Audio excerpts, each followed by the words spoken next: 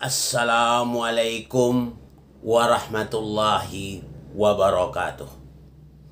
Pertama-tama dan terutama, marilah kita bersyukur kepada Allah Subhanahu wa Ta'ala, yang mana telah memberikan kesempatan kesehatan kepada kita semua, sehingga kita bisa hadir dalam melaksanakan suatu acara taklim ini. Mudah-mudahan Allah tetap bersama kita. Bapak-bapak kaum muslimin rahimakumullah. Di sini saya akan membahaskan masalah tentang wahyu Allah yang pertama sekali yang diturunkan kepada Nabi Muhammad. Nah, apa wahyu yang pertama diturunkan kepada Nabi Muhammad? Yaitu perintah Allah dengan surat yang pertama yang bunyinya Iqra bismi rabbikal ladzi khalaq khalaqal insana min alaq. Ayat ini Allah memberitahu kepada Nabi Muhammad, bacalah oleh engkau ya Muhammad nama Tuhanmu yang telah menciptakan. Dialah yang mencipta manusia dari alaq. Jadi di sini kita membahas masalah perintah membaca. Memang pada saat ini orang banyak hanya memahami masalah membaca itu sekedar membaca, sekedar mengucap saja, atau menafsir tulisan gitu saja yang lewat lidah. Tapi yang Allah perintah sini, kita supaya bisa mengaktifkan pikiran kita. Itu kita berusaha supaya pikiran kita ini aktif. Allah begitu menganjurkan kita, bukan sekadar baca-baca begitu. Jadi bacalah, kata Allah, masalah yang telah menjadikan kamu dari alaq.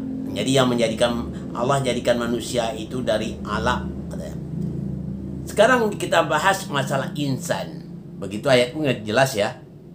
Iqra bismi rabbikal ladzi khalaq khalaqal insan. Nah, apa itu insan? Insan itu muradibnya kalau dalam bahasa Arab atau persamaan kata dari bashar, manusia. Tapi asal kata insan itu dari unasa atau anasa. Apa yang artinya? Yang anasa itu secara harfiah maksudnya yang suatu yang menjinakkan, atau kata yang lain yang membuat kebahagiaan, atau yang lain bisa suatu keramahan atau kekompakan gitu. Jadi sudah jelas akibat kekompakan, akibat keramahan, maka terjadilah di rahim wanita suatu pembuahan. Ya, terjadilah suatu pembuahan itu dapat terlihat itu di dinding rahim. Itu kalau dalam bahasa lain disebut zigot namanya, kalau menurut saya dalam bahasa lain zigot. Itulah yang menyerupai darah kental atau merupakan segumpal darah. Jadi alaq di sini maksudnya suatu yang menempel. Jadi yang menempel dari kepada dinding wanita itu namanya zigot.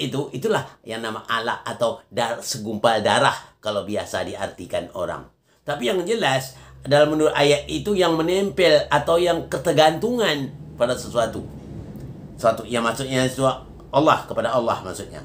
Di sini kita harus memahami. Jadi yang disuruh Allah itu membaca bukan sekedar baca doang, tapi pahami. Coba kita mengaktivitaskan atau mengaktifkan akal kita. Akal kita, pemikiran kita harus diaktifkan. Jangan kita sekedar copy paste. Copy paste nampak orang begitu, kata iyalah. Begitu, iyalah. Kita pergunakan akal kita ini. Allah perintahkan. Itu yang suruh membaca itu. Jadi akal kita aktifkan. Jadi perintah Allah itu bukan main-main. Jadi tiap kita ini punya kewajiban ya, untuk mengaktifkan pikiran kita. Kalau tidak kita aktifkan, apa yang akan terjadi? Di dalam surah Yunus ayat 100 Allah katakan, ya, Allah akan mengazabkan orang yang tidak mengaktifkan pemikirannya. Jadi kita kalau tak mengaktif pikiran kita, kita diazab Allah. Maka jangan hanya sekedar copy paste saja. Lihat kata orang, ya, salin. Ya, salin. Ya, akal kita. Kita tak berfungsi akal kita. Itu namanya copy paste, itu akan diazabkan oleh Allah Subhanahu Wa Taala. Jadi sini kita mengatakan, kata Allah, bacalah nama Rabbmu yang telah menjadikan kamu dari alaq.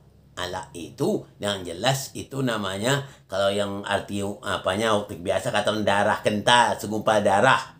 Ya, segumpal darah. Tapi yang arti yang harfiah yang dikatakan alaqah itu sesuatu yang melekat. Nah, cocoklah namanya sesuatu yang melekat. Jadi kalau yang apa itu zigot itu melekat pada rahim wanita. Jadi di sini saya harapkan kepada kita semua, nanti ya, cobalah belajar menggali ayat-ayat Allah.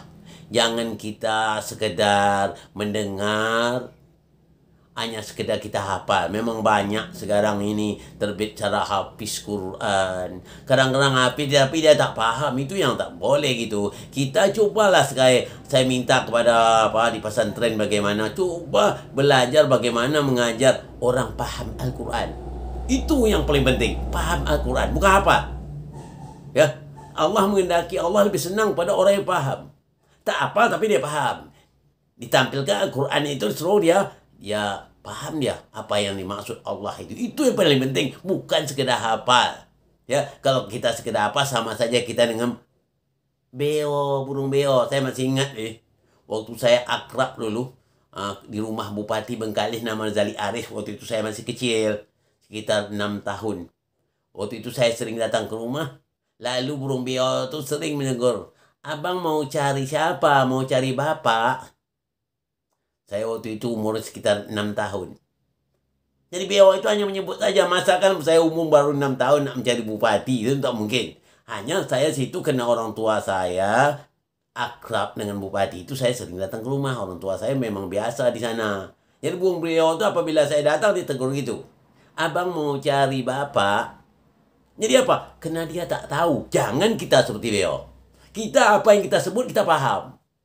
Itulah kata-kata orang Yunani itu. Banyak manusia itu banyak verbalisme. Hanya pandai ngomong dan tak bisa apa yang dimaksudkan itu. Jadi sini Allah menganjurkan kita dalam Al-Quran ini. Kita paham. Bacalah ya Muhammad. Yang telah menjadikan manusia dari alaq. Alaq itu merupakan suatu, kalau bolehlah kita artikan, segumpal darah. Kalau dalam arti umum, segumpal darah. Nah, jadi pahami. Ya, kita dijadikan Allah dari segumpal darah. Apakah patut, apakah layak saya untuk menentang Allah? Jawab gitu. Kita pelajari. Dan kita banyak merenung diri. Atau mengatakan dalam bahasa lainnya, tadabur. Bagaimana saya ya? Dulu saya tak ada. Sekarang saya diadakan Allah. Nanti saya ditiadakan Allah. Setelah itu saya dihidupkan Allah. Sudah itu saya dikembalikan kepadanya. Kita sering mentadabur diri. Itu yang diharapkan kepada Allah. Jadi yang di sini saya sampaikan, yang dimasukkan Iqra di sini bukan sekedar membaca, tapi memahami. Kita aktifkan akal pemikiran kita. Itu paling saya tekan di sini. Mari kita sama-sama mengaktifkan pikiran kita. Jangan hanya menurut perasaan. Itu orang berbuat, ayalah mungkin dia benar, dia tahu. Nah, itu tak boleh. Jadi di sini saya harapkan, mari kita sama-sama belajar, ya, mentelaah Al-Quran. Al-Quran itu bukan sekedar untuk disenandungkan, untuk dijadikan sebagai nyanyi. Tak, itu diperintah Allah. Tapi Al-Quran itu pedoman hidup kita. Dalam bahasa kampung sana, way of life. Pandangan hidup. Sudahkah aku menjadikan Al-Quran sebagai pandangan hidup? Tanya diri kita masing-masing. Jadi Al-Quran itu bukan sekedar untuk bahan apa? Sebagai bahan bacaan saja, sebagai nyanyi saja. Kebanyakan sekarang kan gitu. Apa dinyanyikan, dipertandingkan. Itu saja. Cobalah kita berpikir sekarang nih. Sudahkah saya menjadikan Al-Quran sebagai pedoman hidup saya? Nah, itu harus kita paham. Nah, itu kita mengaji masalah Iqra tadi. Bacalah nama Rabbmu. Kita pelajari nama Rabb Allah yang telah menjadikan manusia dari alaq, dari segumpal darah. Ya, kita harus paham. Mari dari sekarang kita aktifkan pikiran kita supaya sesuai apa yang dihendaki oleh Allah Subhanahu wa taala. Ini saja yang dapat saya sampaikan pada kesempatan ini. Mohon maaf dari segala kekurangan. Wabillahi taufiq wal hidayah. Assalamualaikum warahmatullahi wabarakatuh.